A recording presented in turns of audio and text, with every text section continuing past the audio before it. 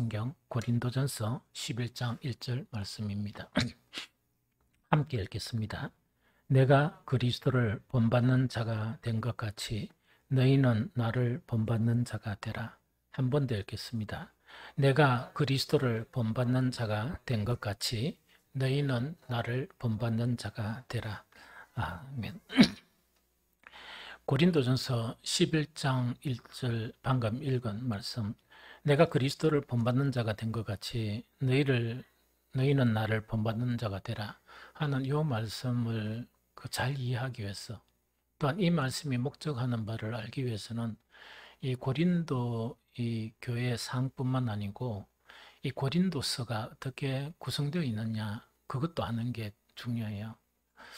그래서 이 고린도 교회는 좀 어떤 특징을 가지고 있는가 하니까, 얼핏 고린도 교회를 보면 아주 좀 열정적이고 은사에 강한 그런 교회고, 그 다음에 고린도 교인들이 참 똑똑한 사람들이 많았던가 봐요. 근데 똑똑하다는 것이 뭐냐? 말을 참 이렇게 잘 한다는 이야기죠. 그래서 말을 잘한다는 것은 좀 유익한 게 있는데, 어떤 사람은 지식이 이만한데도 말이 적어가 표현을 요것밖에 못하는 사람이었어요. 그런데 어떤 사람은 지식은 별로 없는데 말을 잘해가 지식이 이 정도 된다고 보는 사람이 있거든요. 그래서 그런 부분에 이 말을 이렇게 잘하고, 그러다 보니까 다른 사람들이 볼 때, 야, 아는 것이 많구나, 이렇게 이제 인식을 심어주는 그런 교회였어요. 그런데 이 겉으로 보면 참 좋은데, 이 고린도 전서를 이렇게 읽어보면 뭐냐니까, 대단히 문제가 좀 많은 교회인데, 여러분들 열정적이고 은사에 강하고 이 말을 너무 잘하는 거예요. 신앙에 대한 부분을. 그러다 보니까 지식도 좀 풍족하게 보이면 그에 맞는 이렇게 행동 이렇게 해야 되잖아요. 하는데 실상을 딱 열어보니까 심각한 문제를 가지고 있는 교회고 또 성도들이다 하는 거 이야기죠. 그래, 그 문제 자체를 한 세 가지로 딱 이렇게 간추려 보면, 중요한 문제 세 가지를 간추려 보면 뭔가니까, 교회가 분파가 있는 거예요. 이 교회가 이 분파가 있거든요. 여러분들, 교회가 분파가 있다는 것은 본질적인 교회하고 반대 방향으로 가고 있는 거예요. 그래서 교회는 분파가 있으면 안 돼요, 사실은. 교회의 분파 문제는 첫 번째로 영적으로 미성숙한 사람들이 모이면 이 분파가 생겨요. 이 편, 내 편, 이래가 분파가 생기는 경우도 있는데, 또 다른 표현은 뭐냐? 이 표현 방식이 달라서 그런 것도 있거든요. 그런데 교회에 분파가 생긴다는 것은 아까 이야기했지만은 본질적인 교회, 나아가는 성향하고 반대 방향으로 가는 거, 그걸 이야기해요.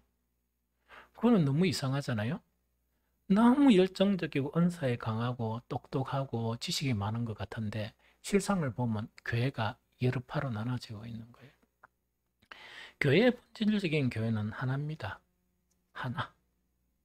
하나를 이렇게 향해서 나아가는 게 교회거든요.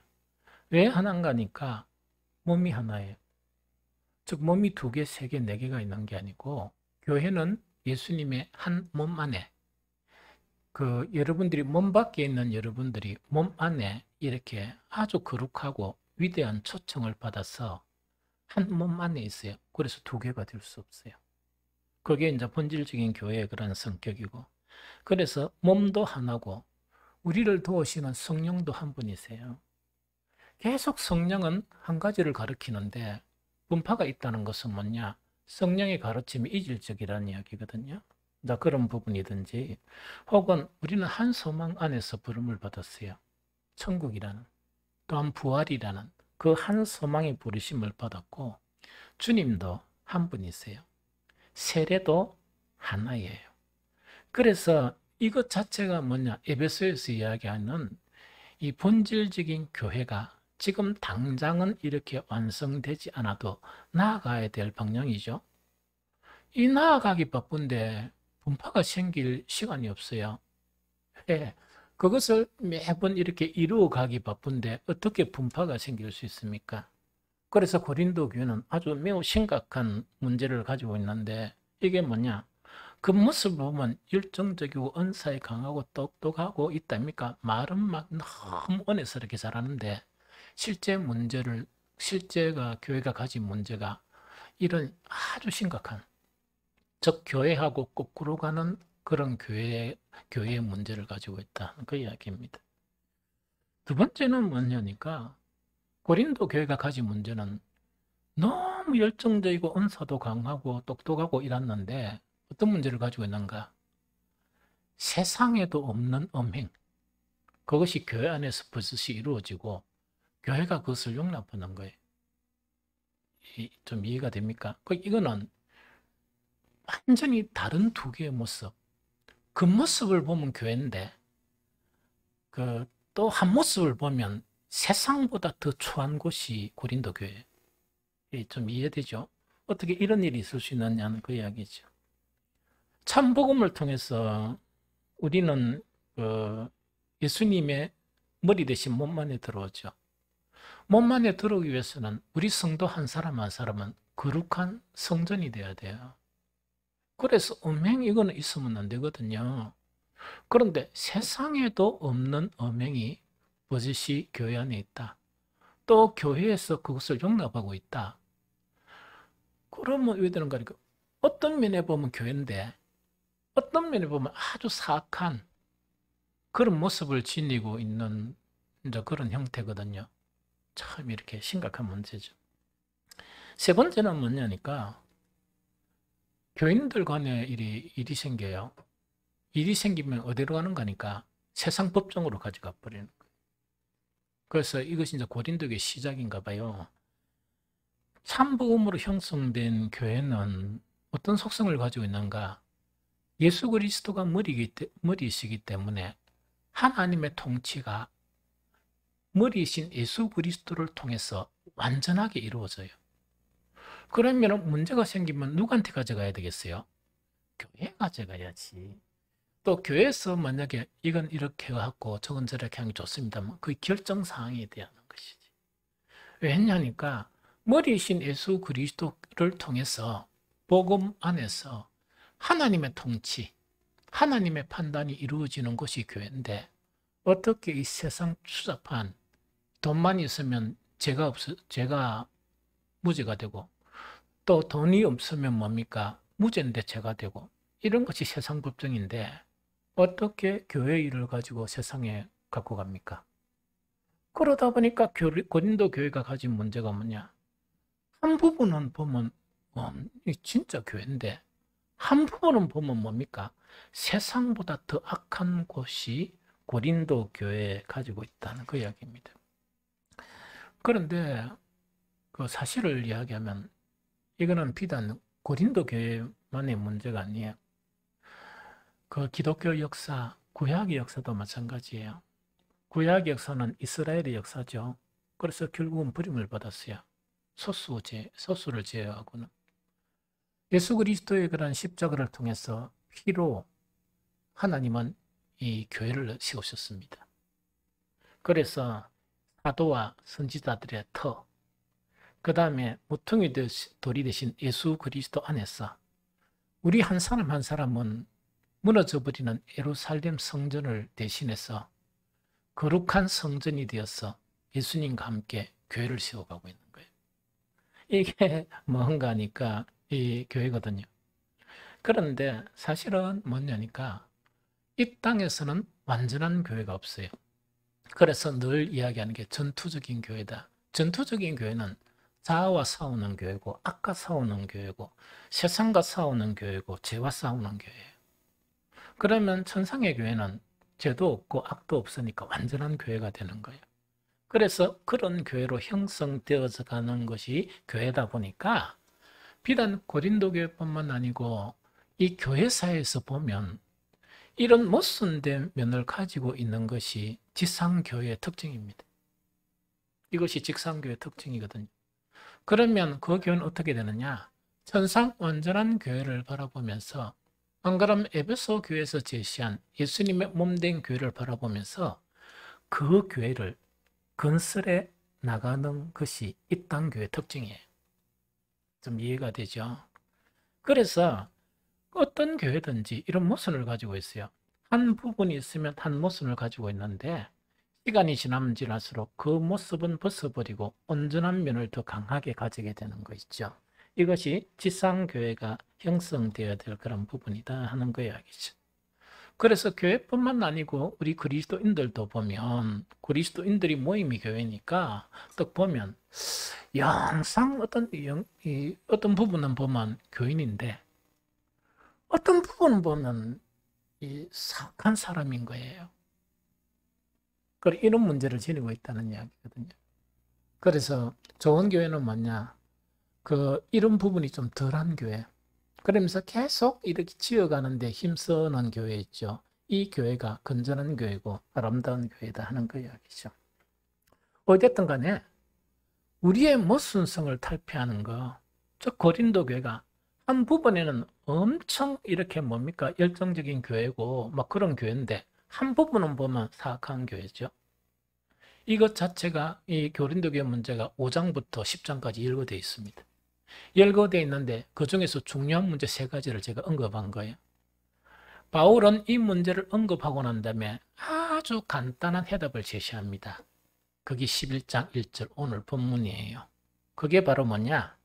내가 그리스도를 본받는 자가 된 것 같이 너희도 나를 본받는 자가 되라. 요겁니다. 해답이 바로 요걸 이야기하거든요.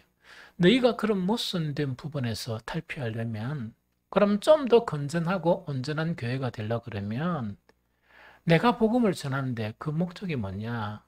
너희들은 보니까 내가 기도 많이 하고 전도 많이 하고 막 다니면서 설교 많이 하는 그런 사람으로 보이냐?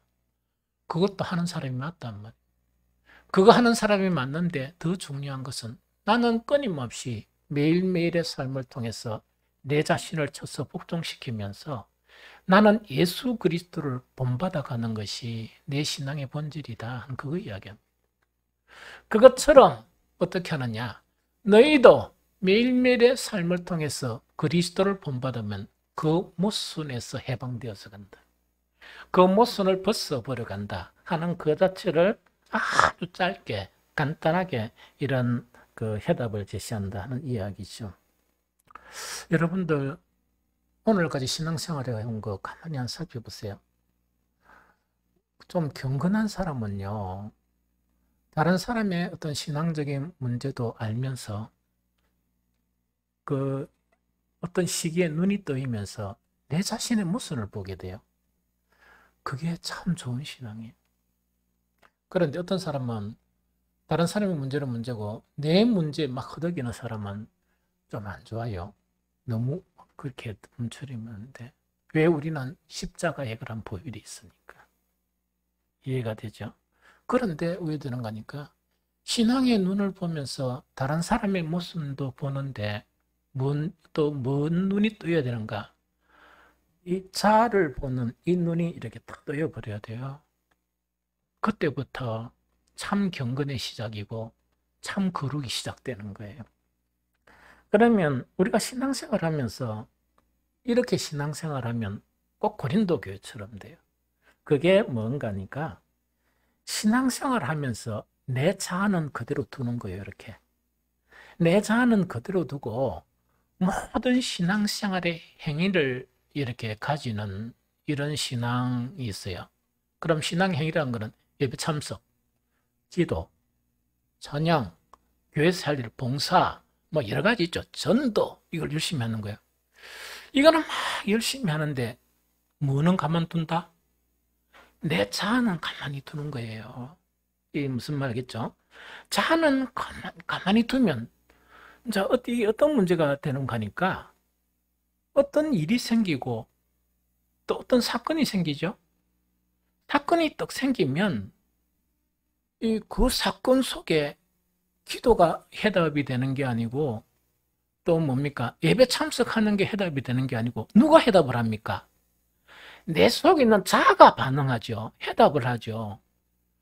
내 속에 있는 자아를 가만히 두다 보니까 날 때부터 형성된 내 속에 자아 있죠.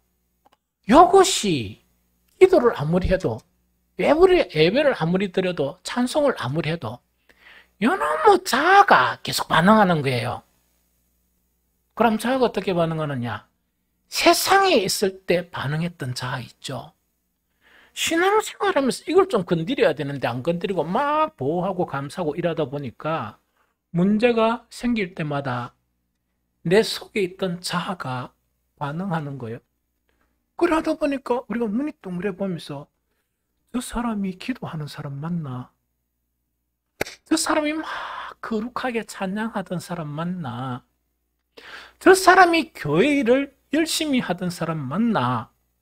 왜 저렇게 행동하고 왜 저렇게 반응을 할까? 이야기죠.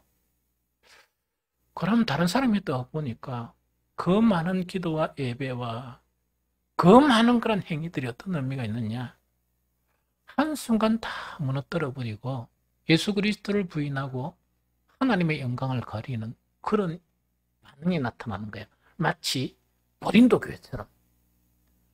한 면은 엄청 좋은데 막 예배나 지식이나 언변이나 이거 있죠. 막 능력이나 이건 막 혈안이 되어 있는 거야.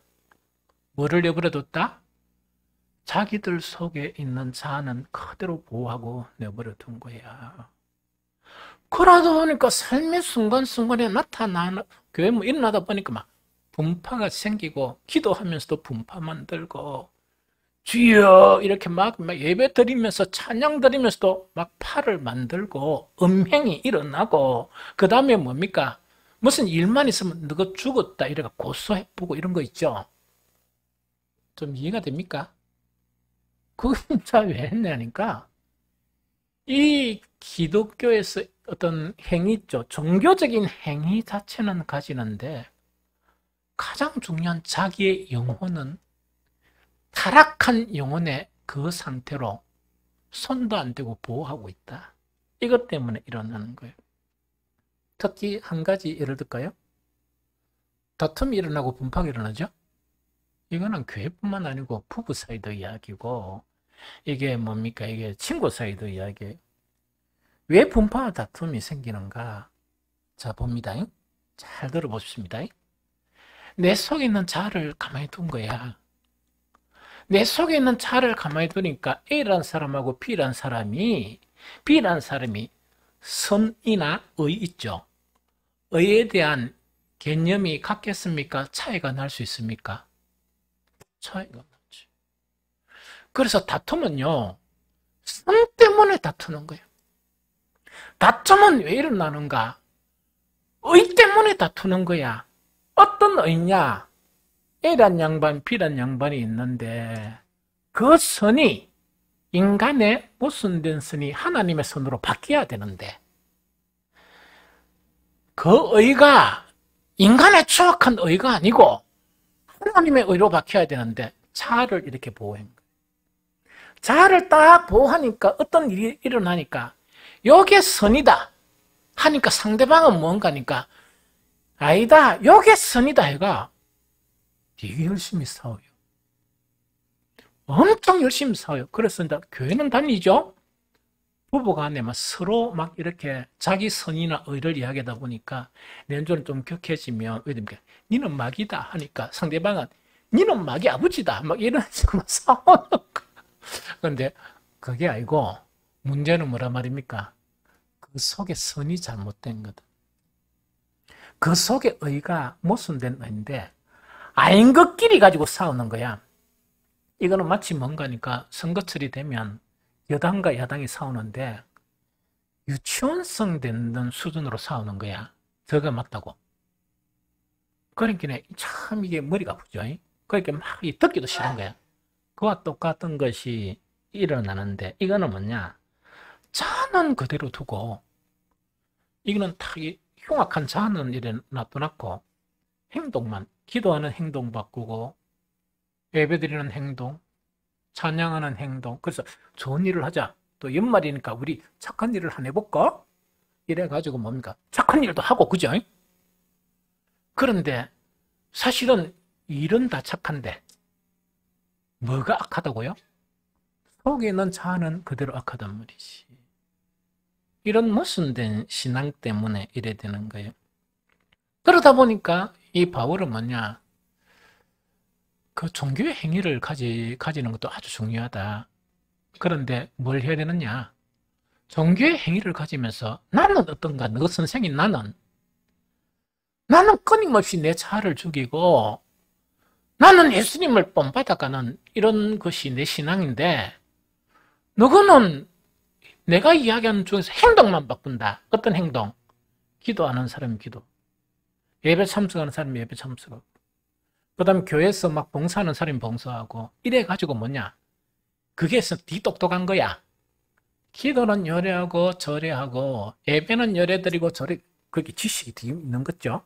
막 말을 하면서 이래야 하나님이 기뻐 안 하시겠느냐 이러니까 막 엄청 보니까 똑똑한 것 같죠. 속에는 음행이 있고 속에는 분열이 있고 속에는 복수심이 가득한데 그것도 모르고 자기들은 신앙생활 잘한다. 이런 모순에 빠지는 거예요. 마귀는 우리를 그런 사람으로 만들게 하고 사탄은 우리 교회를 그런 교회로 만들게 하는 아주 전략을 가지는데 내면을 안 건드리다 보니까 이 눈은 밝은데 이 귀는 너무 잘 들리는데 뭐가 어둡다고? 심령의 눈은 어둡고 심령의 귀는 가리니까 봐야 될 것과 들어야 될 것을 못 들고 이게 보면 예수님의 십자가를 통해서 형성돼야 될 성도가 되어야 되는데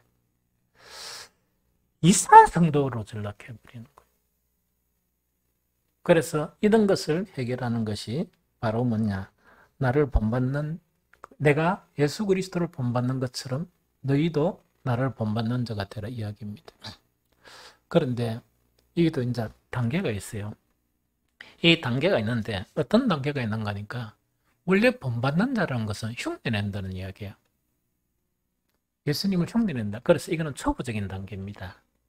초보적인 단계고 이 초보적인 단계에서 이제 좀 적극적이고 중급 단계로 들어가면 어떻게 되는가? 빌립보서 2장 5절처럼 너희 안에 이 마음을 품으라.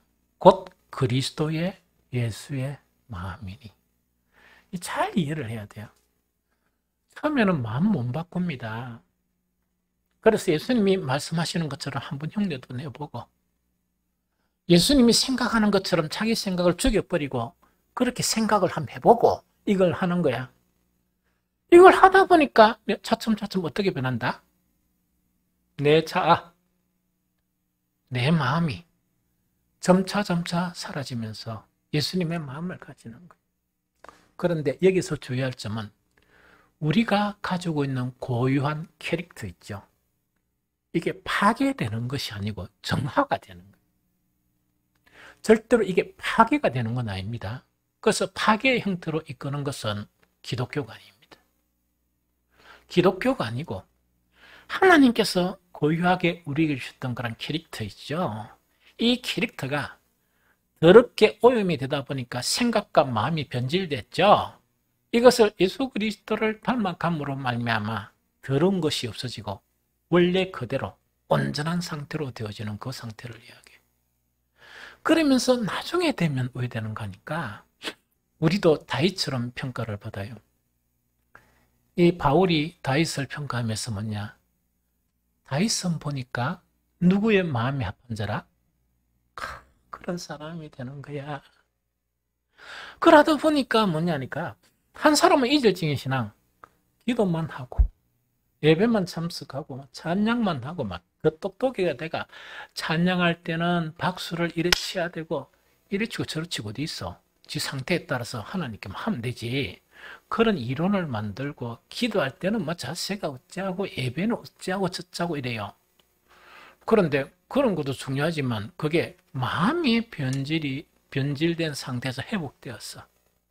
우리의 심령으로 하나님께 기도하고 우리의 진실된 마음으로 하나님을 봉사하고 우리의 정말 성실한 마음으로 예배를 드리면 그것이 사람마다 어떤 형태가 나타나도 모이면 아주 아름다운 것이 돼. 즉, 이 하모니가 형성되는 것처럼 되거든요. 그런데 그때 나타나는 피상적인 것을 자꾸 바꾸려 하다 보니까 왜 되는가? 이런 이상한 사람이 되어진다 하는 그 이야기입니다. 그러면요, 그리스도를 본받는 거 이게 돼야 되겠죠. 이거 하려고 그러면 우리가 지금 하고 있는 신앙생활에서 좀 바뀌어야 될 게 좀 몇 가지가 있어요. 이거 안 바꾸면 절대로 예수님 못 바꾸고, 뭐 기도하는 거는 배울 수 있고, 예배 참석하는 거는 뭡니까? 주일날 참석하다가 뭐 수요, 금요까지 참석할 수 있어요. 뭐 이런 거는 바꿔지거든요. 바꿔지는데 우리가 마음이 예수님의 마음처럼 안 바꿔져요. 그래서 그리스도를 본받으려면 필요한 것이 좀 있거든요. 첫 번째가 뭐냐? 여러분들 말씀 생활 있죠? 이거 개혁이 일어나야 돼. 이거 바뀌어야 돼요.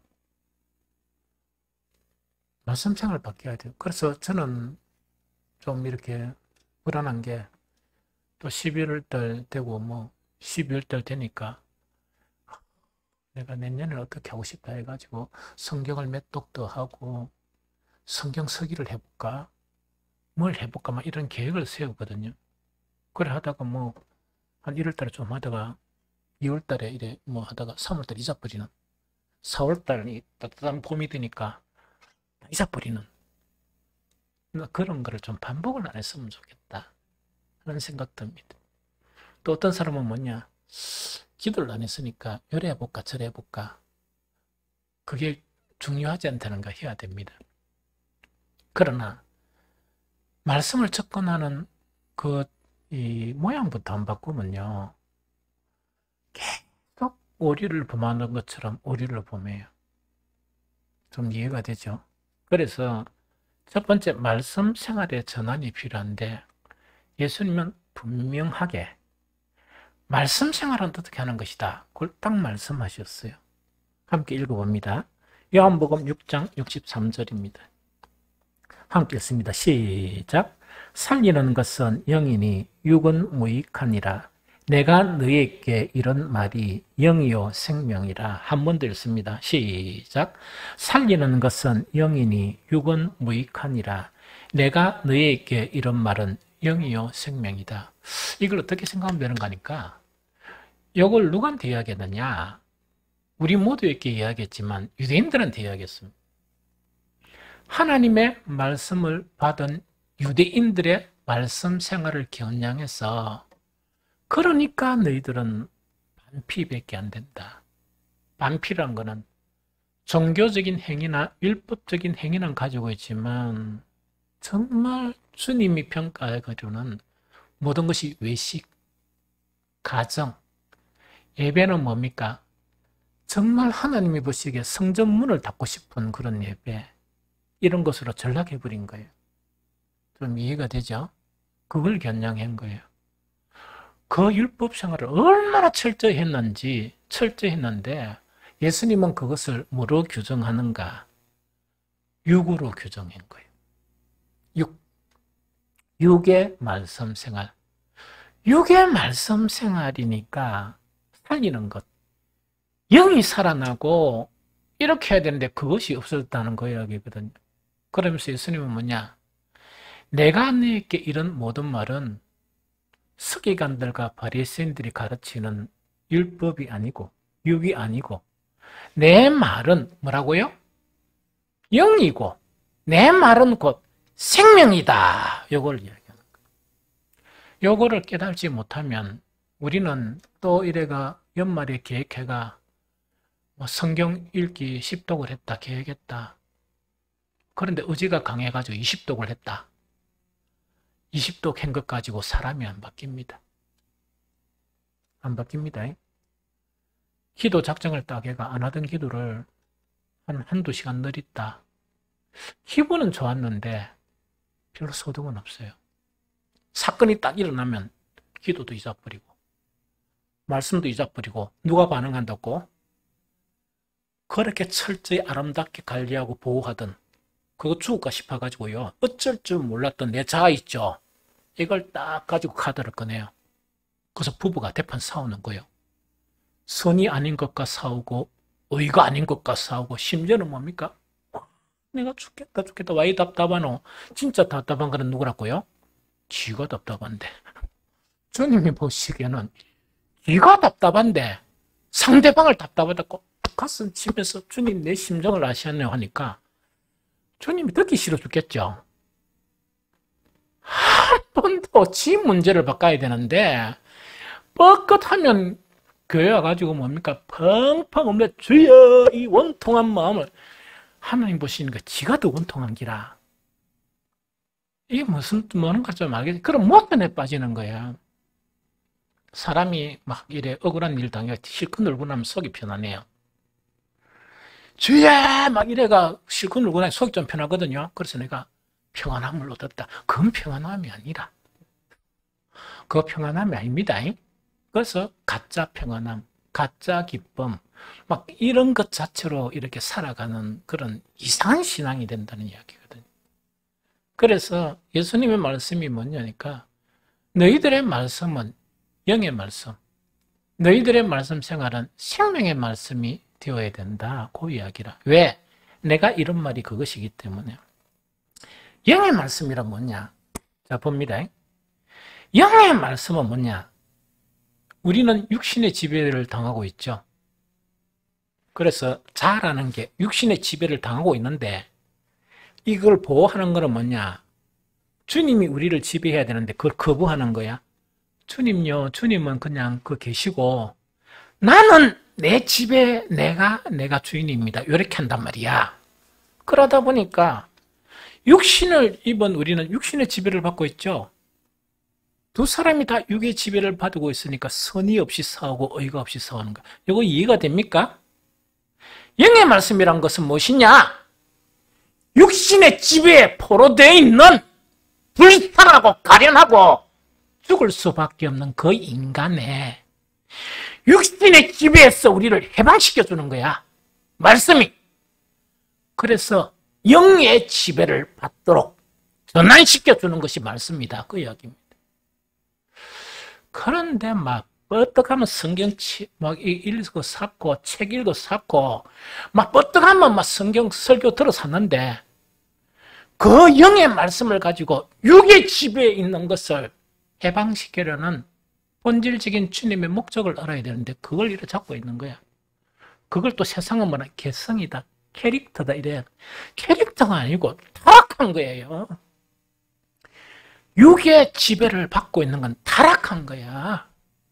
그 타락한 심성을 가지고 몇백 년을 살아도 몇백 년을 기도해도 몇백 년을 예배에 참석해도 이 육의 지배에서 벗어날 수 없습니다. 그래서 말씀의 전환점이 뭐냐?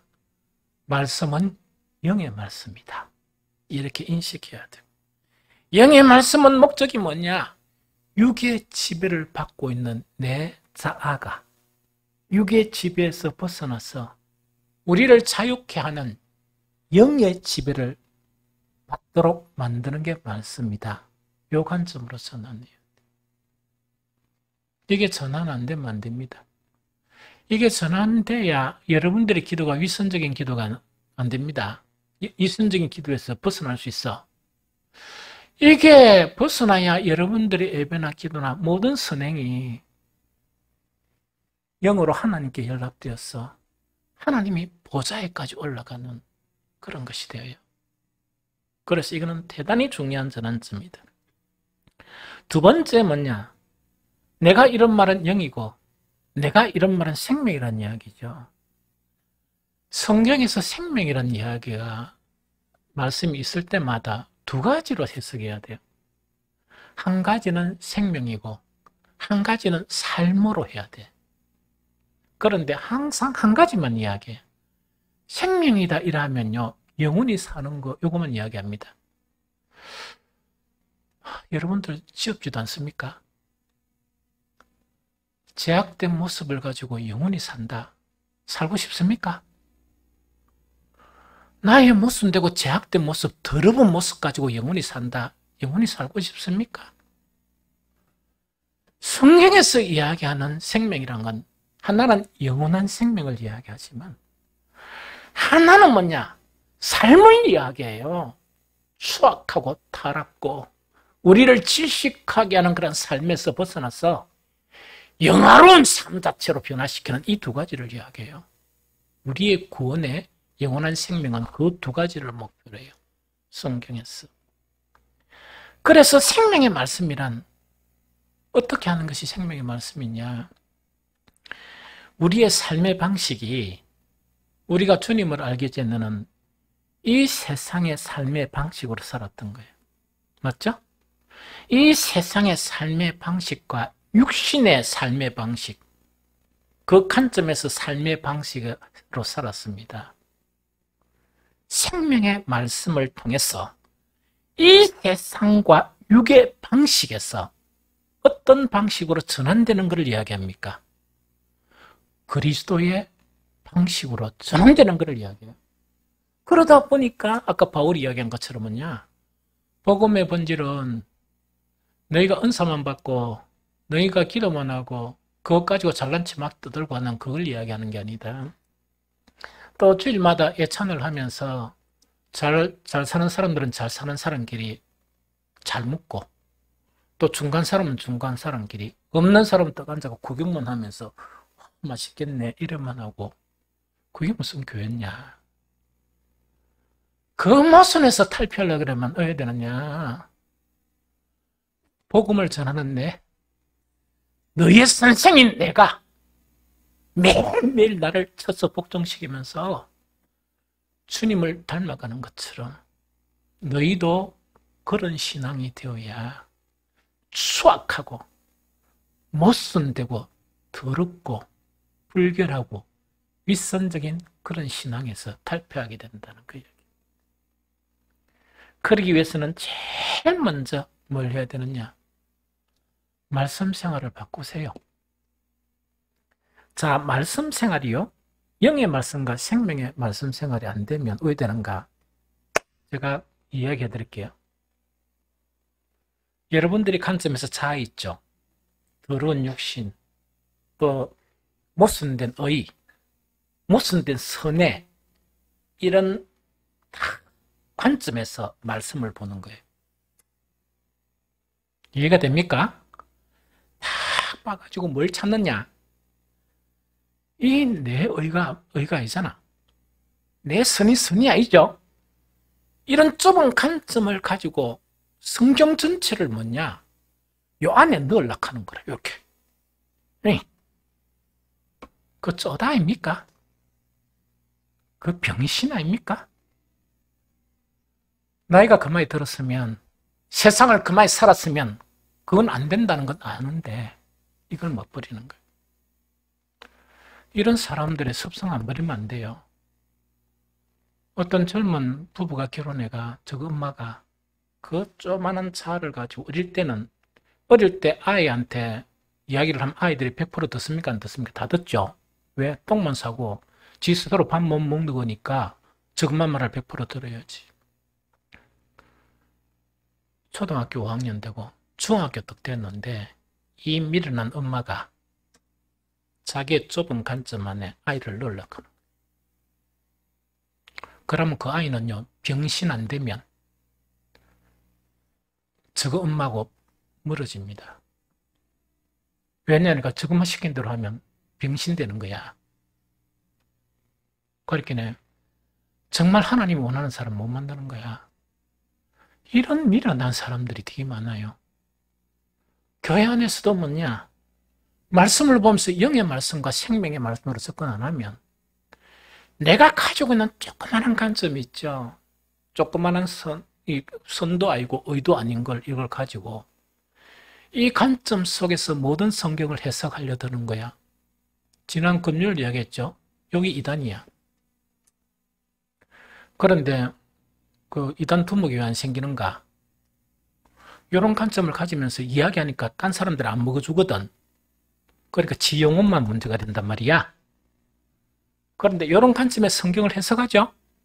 니 똑똑해. 사람들이 막 묵어줘. 이러면 뭡니까? 이단 두목이 되는 거예요.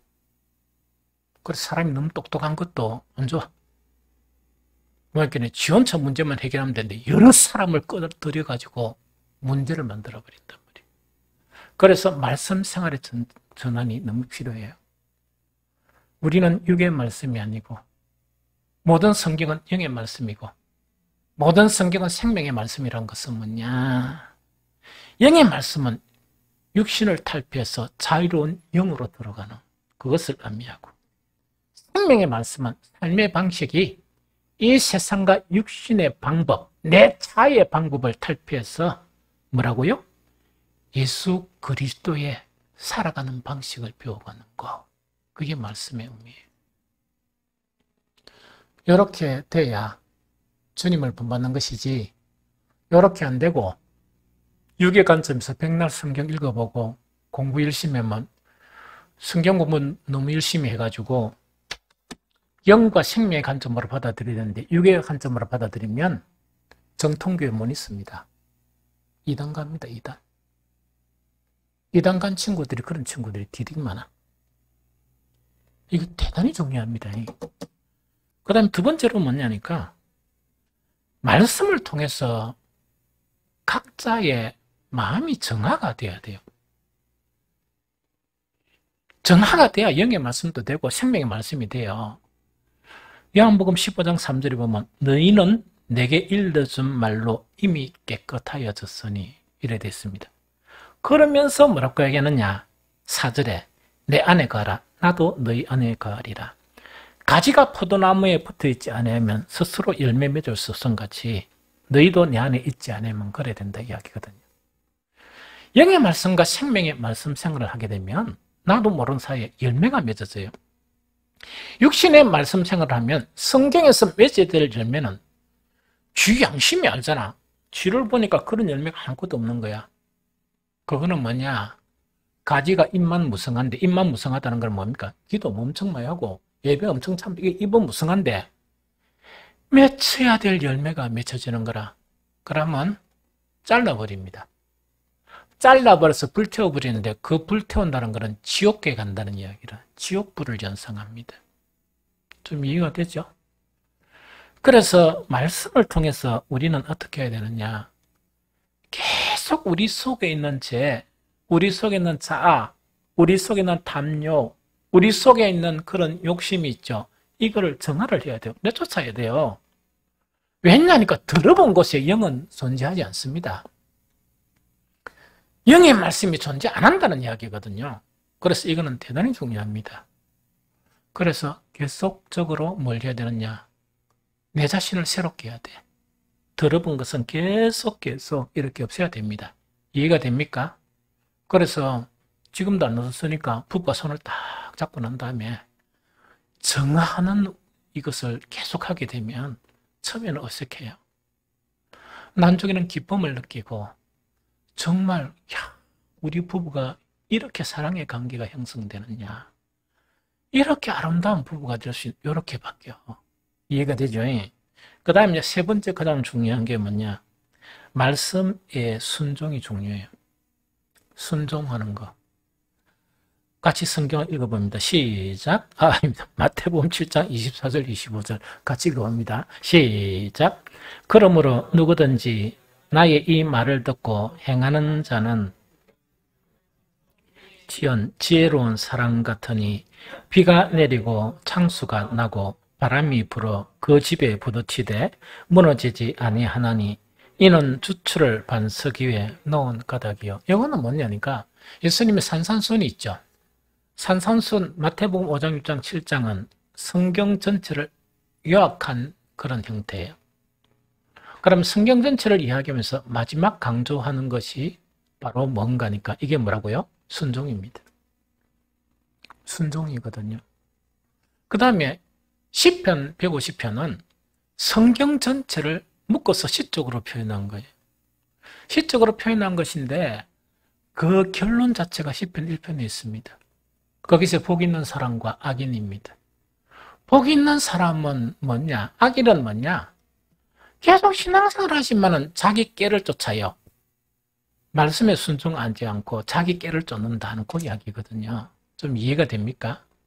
그래서 이 말씀 생활에 순종이 대단히 중요합니다. 순종이 없으면 아무것도 안 돼요.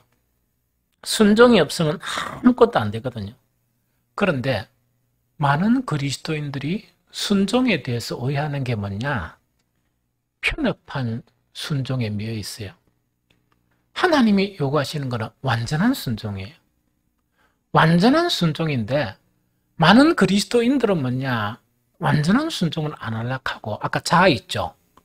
자아하고 결탁이 돼가지고 편협한 순종을 택합니다. 가장 결정적인 문제는 뭔가니까 아까 요겁니다.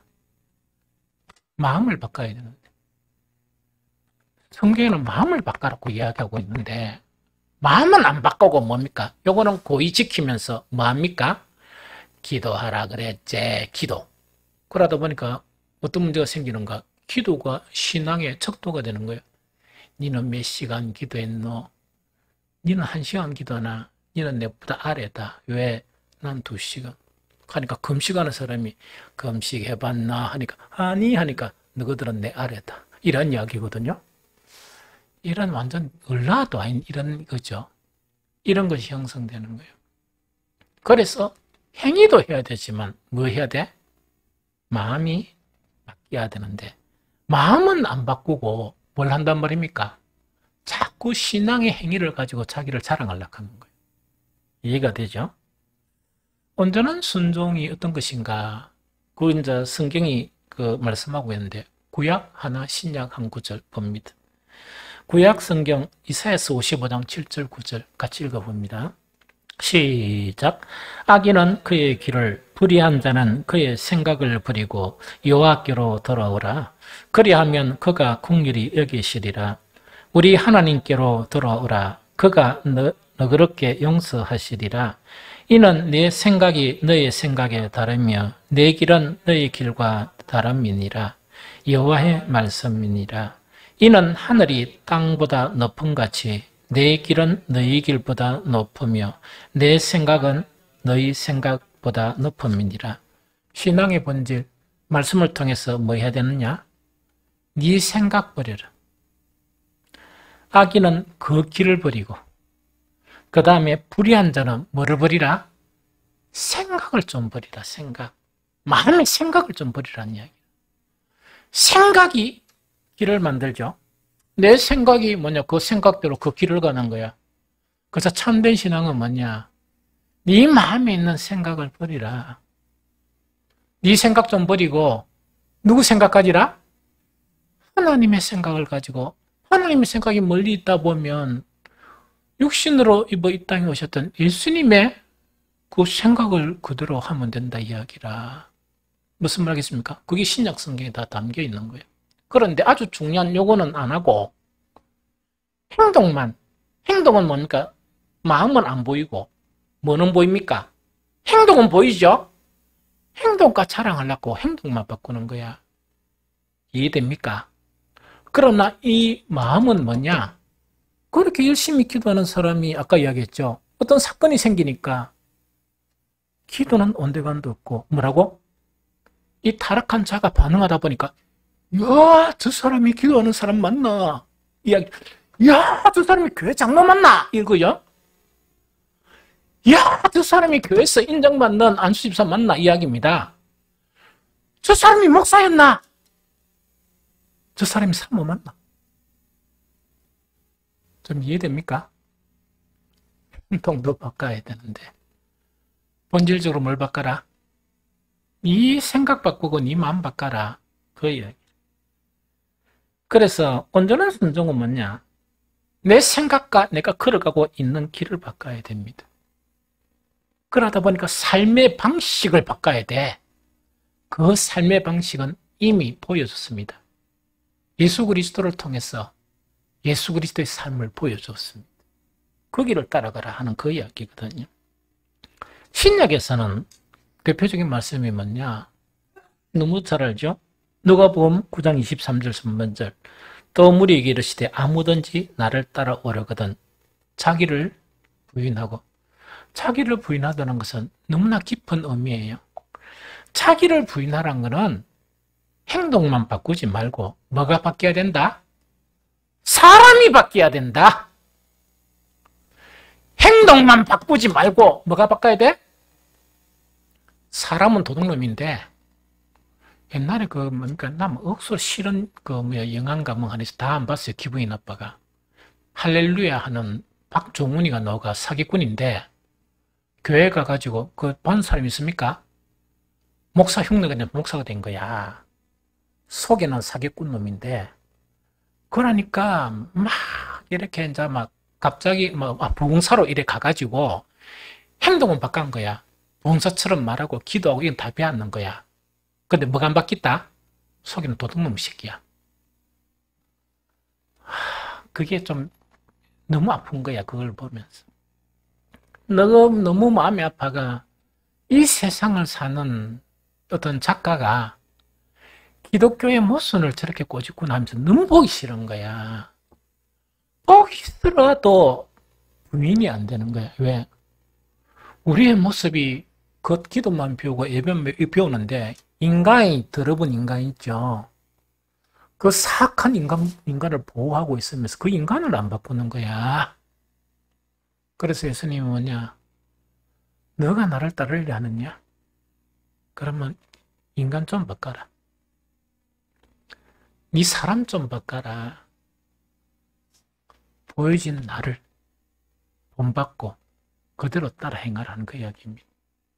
예수님의 기도만 따라하지 말고 그런 부분만 따라하지 말고 본질적인 사람을 바꿔라. 삶의 방식을 전환시켜라 하는 그걸 이야기합니다. 그래서 사실은 보면 아까 이야기했죠. 정말 그 말씀에 영의 말씀과 생명의 말씀, 그 다음에 말씀을 통해서 내 속에 들어온 것을 변화시키죠. 이것이 뭔가 하니까 순종하고 연결이 되었어. 온전한 사람, 예수 그리스도의 장성한 분량으로 자라가게 되는 거예요. 좀 이해가 되죠? 그러면 순종에 대한 부분을 조금 더 강조하면 뭐냐? 말씀이 순종하는 것이 얼마나 중요하냐? 구약에서 보고 신약에서 봅니다. 사무엘상 15장 22절 하반에서 23절 전반에 보면 순종이 제사보다 낫고 듣는 것이 순양의 기름보다 나으니 이는 거역하는 것은 점치는 죄와 같고 완고한 것은 하신 우상에게 절하는 죄와 같습니다. 오늘날 우리 기독교인들 중에 우상 숭배하면 벌쩍 뛰어요. 그런데 그 우상 숭배하는 것보다 더 펄쩍 뛸 일이 뭡니까? 불순종하는 것. 불순종하는 것은 하나님 편에서 더 벌쩍 뛸 수밖에 없는 그런 일인데 그것도 모르고 이렇게 신앙생활하는 거야. 그만큼 순종이 중요하다. 구약 한 구절 이거는 같이 한번 읽어볼까요? 잠언 19장 16절입니다. 같이 읽겠습니다. 시작. 계명을 지키는 자는 자기 영혼을 지키거니와 자기의 행실을 삼가지 아니하는 자는 죽으리라. 한번 드렸습니다. 계명을 지키는 자는 자기 영혼을 지키거니와 자기 행실을 삼가지 아니하는 자는 죽으리라. 이게 말씀의 순종을 의미합니다. 말씀에 순종하지 않는 것은 순종하는 것은 자기 영혼을 지키는 것이다.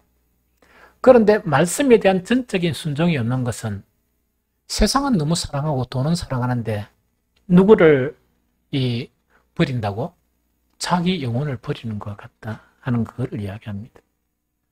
그래서 삶이 바뀌는 그런 것을 추구하지 아니하는 것은 바로 죽음과 같다.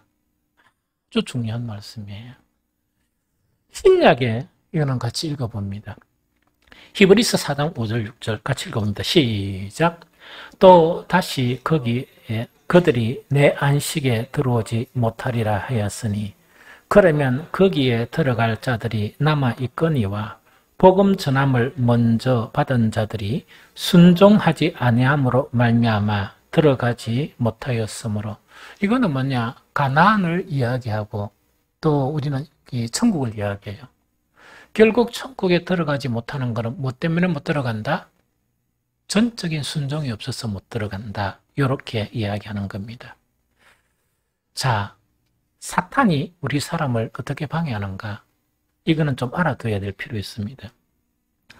제일 첫 번째 뭐냐? 복음을 전하면 좋은 이야기네. 맞는가 봐. 이랬는데 그래도 시간 나면 교회 갈게요. 해가 교회 못 오게 해요. 되게 어려워요. 왜 교회 오면 잘못하면 생명의 말씀과 영의 말씀을 들으면 사단은 완전히 그 사람을 빼앗기거든. 교회 못 가게 합니다. 그런데 어떤 경우는 교회 출석을 하게 합니다. 출석을 하게 하는데 뭐를 못하게 하는가? 설교를 못 듣게 해요. 뭔 말인가도 모르고 적극적으로 방해해요. 왜? 영의 말씀과 생명의 말씀을 들으면 완전히 빼앗기기 때문이다. 그런데 교회를 좀 다니다 보니까 이제 잠만 주무시다가 그 잠자는 것도 너무 피곤하거든. 계속 자다 보니까 재미가 없다 보니까 설교 좀 듣는단 말이에요. 말씀을 들으면 어떤 식으로 또 바꾸는가? 듣기만 하는 성도로 바꿔요. 계속 듣기만 하고 절대로 행동을 바꾸거나 영혼을 마음을 바꾸기 못하게 하는 거야. 이 말씀을 순종 못하게 합니다.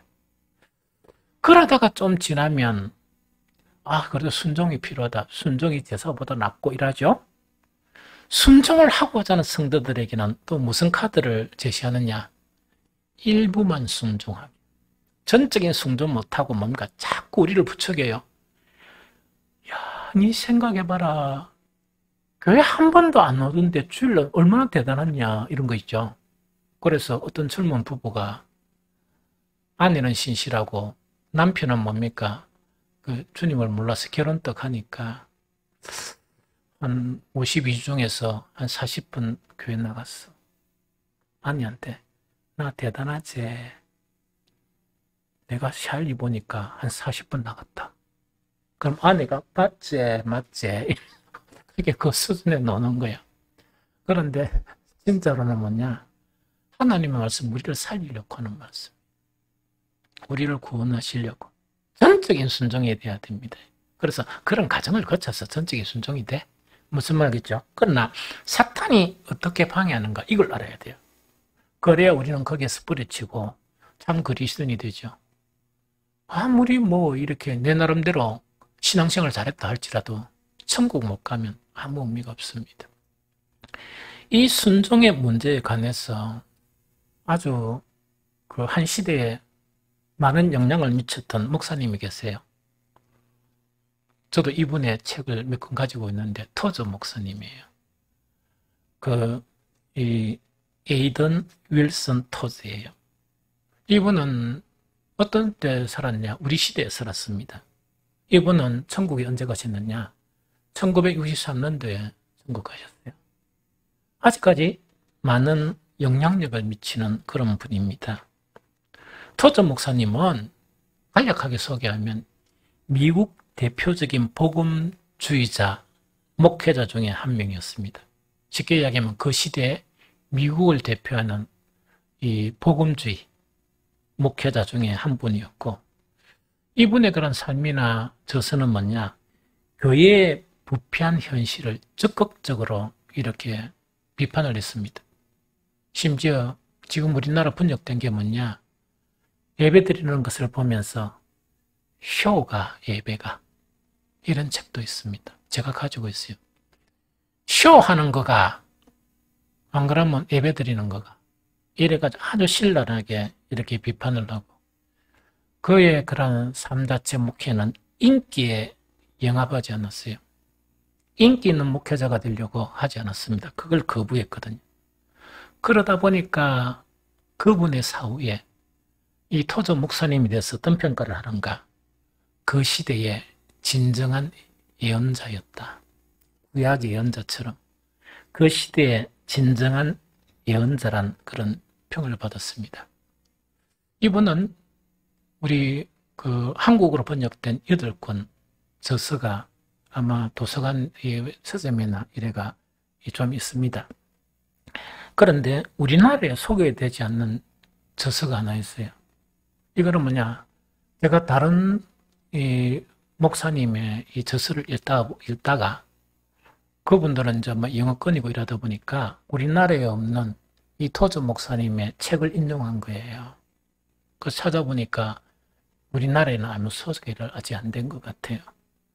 그 소개 안 된 저서 중에 뭐냐니까 어떤 제목이 뭐냐니까 I call it heresy. I call it heresy. 이런 책이 있습니다. 그리고 번역하면 뭐냐? 이거는 뭔가니까 나는 그것을 이단이라고 부른다 하는 그 책이에요. 그래서 I call it heresy예요. 책 제목이. 그래서 나는 그것을 이단이라 부른다 하는 그런 책이 있습니다.